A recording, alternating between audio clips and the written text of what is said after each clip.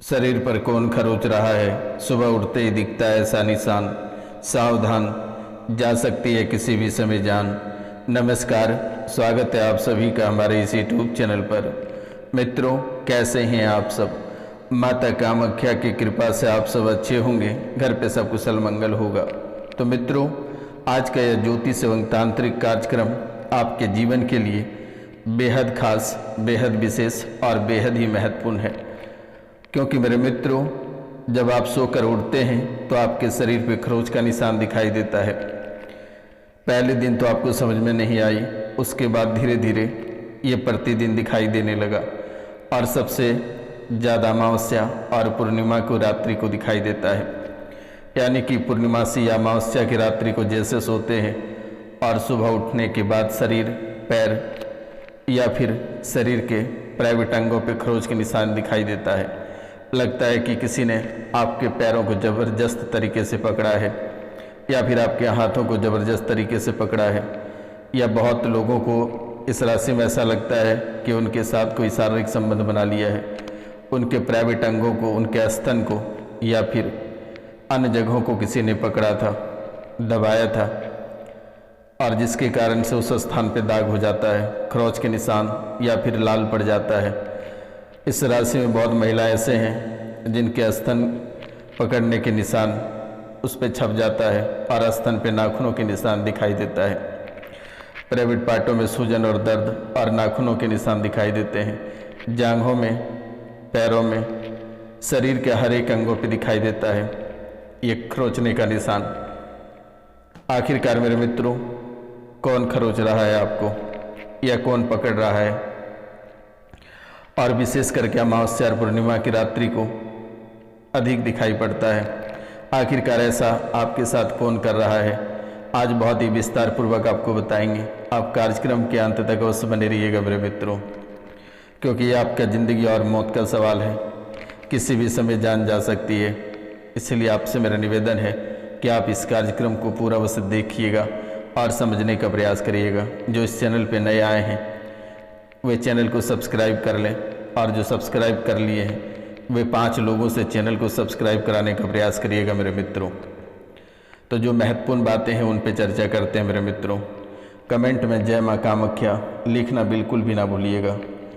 तो मित्रों, कहते हैं कि प्रेत जो आत्माएं होती है वे इंसान की ही तरह सत्वगुण, रजोगुण और तमोगुण होती है। यानी इंसान की तरह ही वे भी सत्वगुण, रजोगुण और तमोगुण होती है। उसमें भी जो सत्वगुण आत्माएं होती है, सत्वगुण आत्माएं किसी को परेशान नहीं करती है, सदा शांत रहकर लोगों की मदद करती है। और जो रजोगुण आत्मा होती है, रजोगुण आत्माओं का कोई भरोसा नहीं है। वे किसी भी समय किसी पे भी वार कर सकता है। वह किसी भी समय वार कर सकता है। वह अपनी इच्छा पूर्ति करने के लिए, वह अपनी इच्छा पूर्ति के अनुसार, संस्कार अनुसार कार्य करती है। और ऐसी आत्मा किसी के भी शरीर में प्रवेश कर अपनी इच्छा की पूर्ति कर सकती है। तो तमोगुरु आत्माएं सदा लोगों को परेशान करती है। यानी कि मेरे मित्रों, ये तमोगुण जो आत्मा होती है ये सदा लोगों को परेशान करती है। और ऐसी आत्माएं धरती पर बुराइयों का साथ देती है। जो लोग सदा मांस भक्षण और शराब इत्यादि का सेवन करते रहते हैं उनके आसपास तपगुण आत्माएं रहती हैं। यानी कि मेरे मित्रों, जो शराब और मांस मदिरा का सेवन करता है वैसे लोगों के पास, उसके आसपास तपोगुण आत्माएं सदैव रहती है। तो मित्रों, ये तीन आत्मा जो होती है ये सबसे अधिक परेशान करती है। लेकिन सबसे बेहतर जो है होती है ये सत्वगुण वाले होते हैं। ये सबसे शांत स्वभाव के व्यक्ति भूत प्रेत होते हैं और ये किसी को परेशान नहीं करते हैं। ये आपके आसपास रहकर आपको मदद करेगा। रजोगुण आत्मा का कोई भरोसा नहीं है। ये अपनी इच्छा पूर्ति के लिए जो है संस्कार अनुसार कार्य करती है। ऐसी आत्माएं किसी के भी शरीर में प्रवेश कर अपनी इच्छा की पूरी करती है। और तपोगुण, ये आत्माएं सदा लोगों को परेशान करती है और ऐसी आत्मा धरती पर बुराइयों का साथ देती है। जो लोग सदा मांस भक्षण और शराब इत्यादि का सेवन करते रहते हैं, उनके आसपास तपोगुण आत्माएं रहती हैं। तो मित्रों, हिंदू धर्म में गति और कर्म के अनुसार मरने वाले लोगों का विभाजन किया जाता है। भूत, प्रेत, पिशाच, कुष्मांडा, ब्रह्म राक्षस, बेताल और क्षेत्रपाल, ये सभी के उपभाग भी होते हैं। यजुर्वेद के अनुसार 18 प्रकार के प्रेत होते हैं। भूत सबसे शुरुआती पद है। या कहें कि जब कोई आम व्यक्ति मरता है तो सर्वप्रथम भूत ही बनता है। और इसी तरह जब कोई स्त्री मरती है तो उसे अलग नामों से जाना जाता है। माना गया है कि प्रस्तुता स्त्री या नवयुवती मरती है तो चुड़ैल बन जाती है। और जब कोई कुंवारी कन्या मरती है तो उसे देवी कहते हैं। जो स्त्री बुरे कर्मों वाली है उसे डान या डाकनी कहते हैं। इन सभी की उत्पत्ति अपने पापों, व्यभिचार से, अकाल मृत्यु से या श्राद्ध न होने से होती है। मित्रों, भूतों का निवास जो होते हैं, ये सालों से सुनसान पड़े मकान में, किसी तालाब के किनारे के वृक्ष पर या खंडहर में निवास करती है। इसके अलावा वे नकारात्मक तपोगुनी मनुष्य के शरीर पर कब्जा कर उसके पास रहते हैं। भूत प्रेत अंधेरे और दुर्गंध युक्त किसी मलिन स्थानों पर भी रहते हैं और पैसे ही पदार्थों का सेवन भी करते हैं। तो मित्रों, अपृत आत्माएं जो भूत होते हैं, जो व्यक्ति भूखा प्यासा, संभोग सुख से विरक्त, राग, क्रोध, द्वेष, लोभ, वासना आदि इच्छाएं और भावनाएं लेकर मरा है, अवश्य वह भूत बनकर भटकता है। तपोगुण प्रधान व्यक्ति भी भूत बनकर भटकते हैं। और जो व्यक्ति दुर्घटना, हत्या, आत्महत्या आदि से मरा है, वह भी भूत बनकर भटकता है। ऐसे व्यक्तियों की आत्मा को तृप्त करने के लिए श्राद्ध और तर्पण किया जाता है।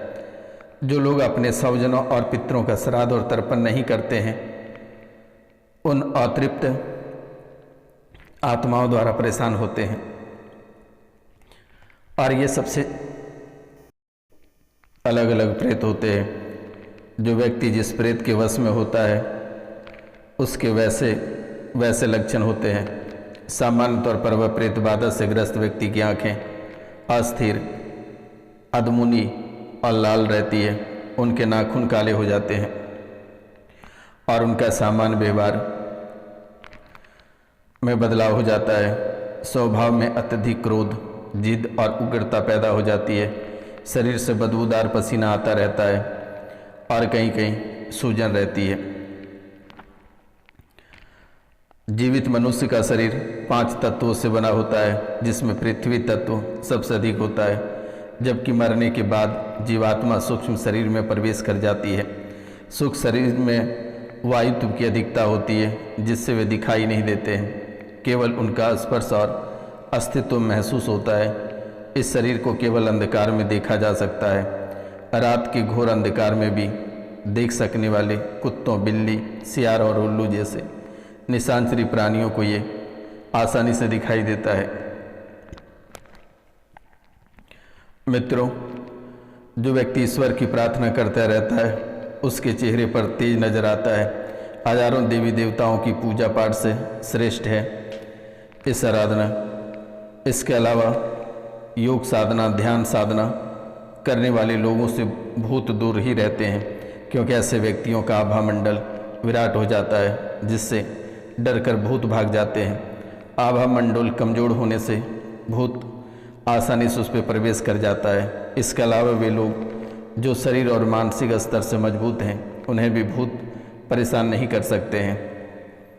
तो मित्रों, अब सवाल रही कि आपके शरीर पे कौन खरोच रहा है, तो ये कोई और नहीं, ये आपके चाहने वाले हैं और ये आपके चाहने वाले ही आपको परेशान कर रहे हैं। कभी आपके साथ फिजिकल शारीरिक संबंध बनाना चाहता है, तो कभी आपको ढेर प्यार करता है, या कभी कहता है कि आपको जीने नहीं देंगे, आपको मेरे साथ चलना पड़ेगा, या फिर आपको मार कर ही रहेंगे या अपने साथ लेकर जाएंगे। तो ये उस जिद में अड़े हुए हैं और ये कोई और नहीं, ये आपके अपने सगे हैं जो आपसे बेहद प्यार करता है और वे ही आपके पीछे हाथ धोकर पड़ा हुआ है। तो आपको घबराने की आवश्यकता नहीं है। दिए गए नंबर पे आप कॉल कर लेना मेरे मित्रों, मेरे द्वारा ठीक कर दी जाएगी, आपको चिंता करने की बात नहीं है। नमस्कार, मिलते हैं आपसे अगली वीडियो में, तब तक के लिए जय हिंद जय भारत।